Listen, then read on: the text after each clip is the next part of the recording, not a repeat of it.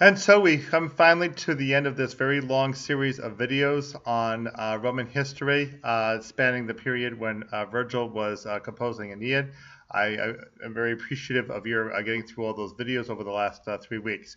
We come now finally back to our literature series, and which we left behind a while back when we last did Ovid's Heroides. This is now a three-part video series from our literature group, specifically on Virgil's Aeneid. There's obviously a lot to discuss about Aeneid, so we're going to break it up into 3 separate videos. There really are 3 distinct parts of Aeneid, as was assigned on the syllabus. First, books 1 through 3, then books 4 through 6, and finally books 7 through 12. So in this first video of the 3, we're going to talk about books 1 through 3, and then in subsequent videos we'll go to 4 through 6 and 7 through 12. I'm going to ask you to please pause your video and do a few things. First, locate a translation of Aeneid. I'm hoping that you have the Copley one that the course recommended, but any other translation is fine, including the one on the Perseus database. And also please go to Sakai Resources and open up 2 documents. One is the Dramatis Personae for Virgil's Aeneid, and the other is the Mythical History of Rome. Please pause your video and locate the translation and those 2 documents. Okay, are you all set? Excellent. All right, we're going to begin with this first of the 3 videos on books 1 through 3.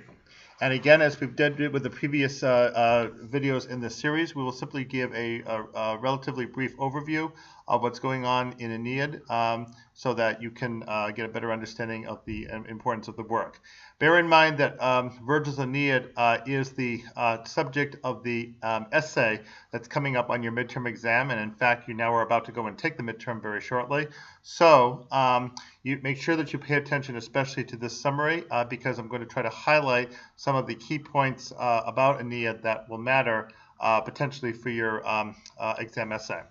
First thing to keep track of is the subject of Romanitas that's given to you on your syllabus.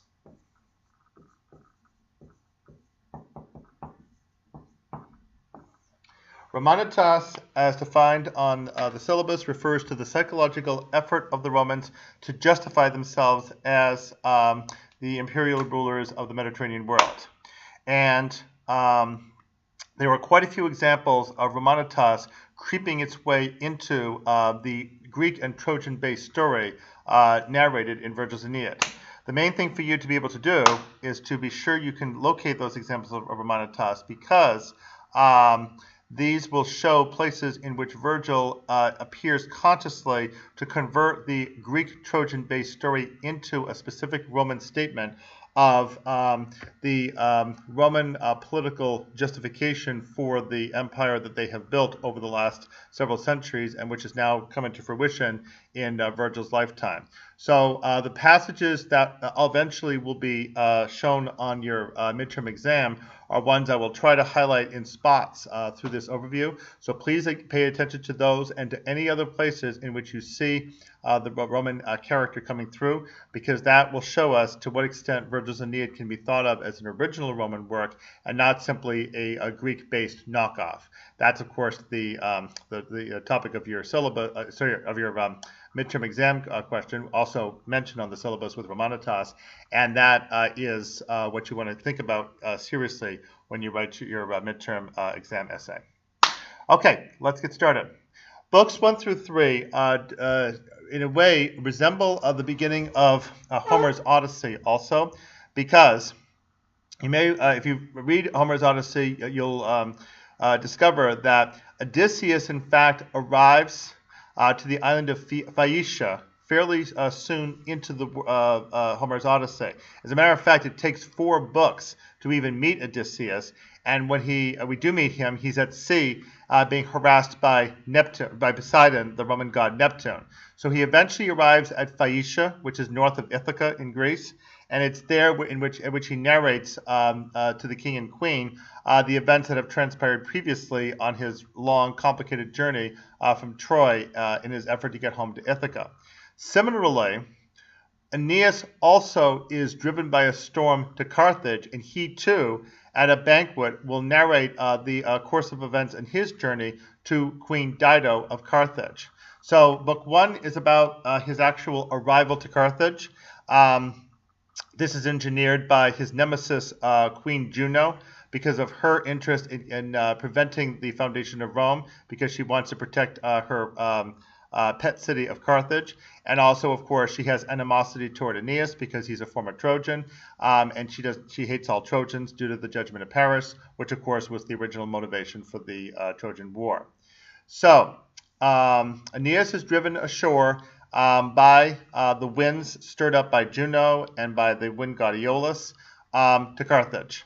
He actually lands in Libya, which is west of Carthage, and then his mother Venus, originally in disguise as a huntress worshiper of Diana, the hunting goddess, guides Aeneas from Libya over to Carthage, and finally sort of abruptly introduces Aeneas to Dido with this cloud that keeps him invisible until the right moment, when she then takes the cloud away and Aeneas just appears there sort of magically in front of Dido, and she's like startled to see this sudden new figure appear to her just when she's welcoming all the Trojans in. So Aeneas arrives at Carthage, and he's welcomed into the palace and comes to the banquet. Now, Venus at this point steps in. Remember now that Venus, the goddess of love, is Aeneas' mother. When Ascanius, Aeneas' son, goes to the ship to get provisions to bring it to the palace, Venus spirits away Ascanius, putting him to sleep, and replaces him with a duplicate of Ascanius. That's actually Venus' own son, Cupid. When Cupid comes into the company of Dido in the palace, Cupid fills Dido with this toxic vapor that essentially makes Dido fall in love with Aeneas. This is what will doom her eventually, because, as we already have a sense, Aeneas cannot possibly remain on Carthage if the gods and fate have anything to say about it. So Dido, now intoxicated with love for Aeneas, begs Aeneas desperately to please tell the story of the fall of Troy, and in Book 2, Aeneas very reluctantly complies and describes how the horse was constructed, that the Trojans discussed what to do. Laocoon, the priest of Neptune, tried to oppose the introduction of the horse into the city, even throwing a spear at it to show that it was hollow, and saying there were probably men hidden inside. That, in fact, was the case. And Laocoon, to try to drive home his point, says that very famous line, "I fear the Greeks, even bearing gifts." But it's not good enough, because just at the moment when Laocoon hits the horse with the spear, Sinon, the liar, is brought in. And he's the one who convinces the Greeks that the Trojans, that the horse is actually a gift of the Greeks left behind by the goddess Minerva, who, by the way, not coincidentally, is the goddess of war strategy. Maybe that should have rang a bell with somebody that something was amiss here, but no, unfortunately not. So Laocoon ends up being killed by 2 snakes as a way of apparently punishing him for having desecrated the gift of Minerva with the blow by the spear.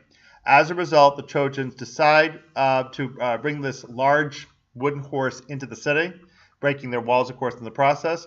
And when it's safely inside the city, the Trojans celebrate wildly with food and drink, thinking that all is well, and they go to bed drunk. Thereafter, the 9 Greek heroes hidden inside the wooden horse sneak out of it, open the gates of the city, and allow in all the Greeks, and thereafter the city of Troy is set ablaze and destroyed. Aeneas, however, is able to escape with his father and his son Ascanius. Prior to his escape, Aeneas was warned by a vision of Hector, the most heroic of the sons of Priam, who had already previously died at the hands of the Greek hero Achilles in the famous duel in Book 22 of Iliad. Aeneas is woken up by a vision from Hector that the city was in peril. He climbs up to the roof of his house and sees what's happening, and he gathers together some of his men who rush toward the city. They surprise a contingent of Greeks and are able to kill them and get armor from them. So they actually sneak into the city dressed as Greeks and are able to kill a lot of the Greek soldiers as a result. But the plan to do this goes wrong when Aeneas sees Cassandra being grabbed by the Greek hero Ajax, the younger of two Ajaxes, not the more famous one. And at that point, when Aeneas runs after her to try to save her, that's when confusion suddenly breaks out among the Trojans, and the Trojans who are disguised as Greeks get killed. Aeneas is just barely able to escape from that, and he ends up going over to the palace, where he unfortunately witnesses the slaughter of King Priam by the son of Priam named Neoptolemus, or Pyrrhus in this version. And thereafter, Aeneas in the palace discovers Helen and is about to kill her because he's so angry at her. But at that point, his mother Venus steps in and says, no, no, no, no, no, no. Never mind her. You have your family to save. And Venus shows Aeneas that, in fact, the city of Troy is being destroyed not only by the Greek soldiers, but also by the gods, including, interestingly, Neptune, who probably had a grudge against the Trojans from way back, despite his overall support for them, because Laomedon, the original king of Troy, when he had Troy built, refused to give proper thanks to Poseidon for having allowed the mariners to arrive safely at that location to build Troy, and then, of course, to build Troy itself. And so Neptune is finally settling an old score of his own. All right, so because of that, Aeneas realizes that it's time to leave. So he gathers his family together. He carries his father on his shoulders. He takes Ascanius with him, and his wife Creusa follows behind. He gets out of the gates of the city successfully, but he turns around, and Creusa, his wife, has been lost. He rushes back inside, leaving behind his father and son, and she interrupts his search by appearing to him as a ghost. And she tells him it's time for him to leave. He must follow a journey to Italy. Now, of course, he has no idea where Italy is, but prior to their departure, he had received two omens. One was that his son Ascanius' hair suddenly lit up on fire. And if you remember back to Livy, Servius Tullius, the boy who became eventually the sixth king, also had his hair set on fire as well, as an omen that he would someday wear a crown and be in full power. So the same thing is true now of Ascanius. And as we also may remember from Livy's introduction, Ascanius was in fact the successor king to his father Aeneas in the line of when Aeneas was finally king. So Aeneas sees this, and then he sees a meteor in the sky that flies eastward and finally lands in Mount Ida, which is in fact geographically southeast of the site of Troy. So because it's going east, which from your direction means this way, that means that Aeneas, as a mariner, has to think about an east wind. That's the whole point about the direction. Remember that mariners always think about the direction that they come from, because that's where the wind comes from. So that's an indication that Aeneas is to sail west. And now, of course, the ghost of Creusa confirms that Aeneas needs to sail west in order to locate Italy. The question is, of course, where is it? So when Aeneas flees Troy in Book 3, first he goes to the island of Delos in order to get a prophecy. And then his father misinterprets it and takes him down to Crete. But then he gets a sign there that he's at the wrong location, so he sails further west. He encounters Phineus, who has oracular ability, but first he has to free Phineus from two harpies. And when he does so, the harpies fly away, but one of them gives Aeneas an additional prophecy, saying that Aeneas will not be able to find his homeland until he and his men consume their tables in a famine, something that really scares them about the actual discovery of their homeland. They continue, however, and Aeneas meets Andromache, the former wife of Hector, who is now happily married in Greece, west coast of Greece, to one of the surviving Trojans named Helenus, who provides Aeneas with an additional prophecy guiding him further west. Aeneas goes to Sicily, rescues a Greek man who had been abandoned there to the Cyclops, and just as Aeneas leaves, the Cyclops actually comes down the hill lumbering down, boom, boom, boom, boom, trying to catch him, but Aeneas gets away just in time. And then Aeneas tries to go around the southern coast of Sicily, so that would be this way.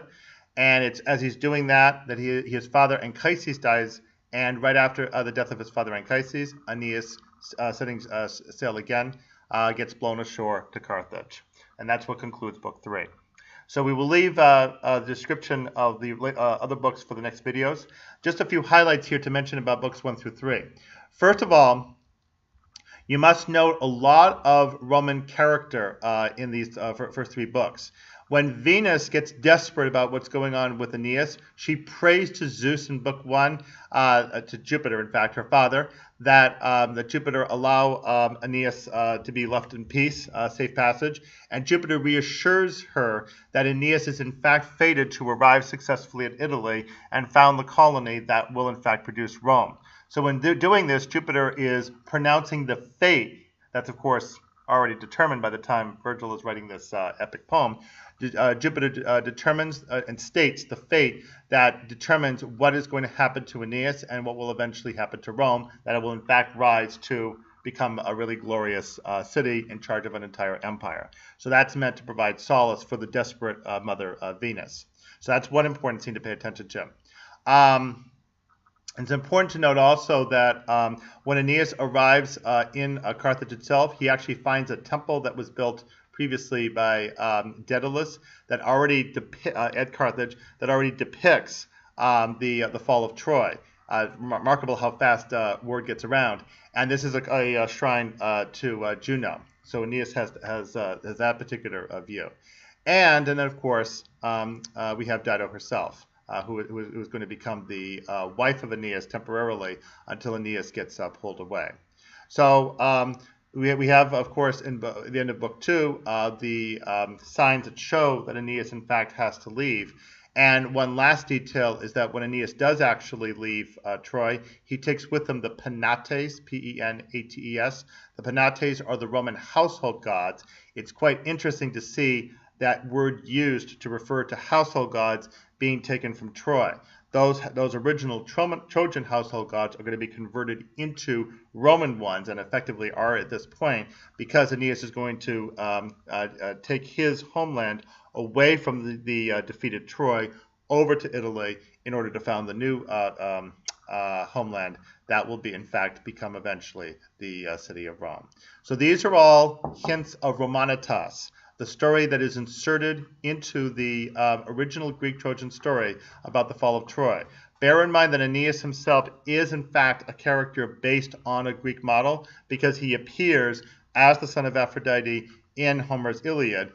He's not especially distinguished because he actually gets into a fight with the Roman hero, the Greek hero Achilles, and is defeated there. So Aeneas himself doesn't especially come across all that impressively, but his story and fate after the fall of Troy will catapult him to a much higher level of distinction than he ever could have appreciated in original Greek hands. Okay, so that's what you need to understand about the original first 3 books of Virgil's Aeneid. And in our next video, we will proceed to books 4 through 6, in which we'll see the debacle of Dido and Aeneas' journey into the underworld. See you next video.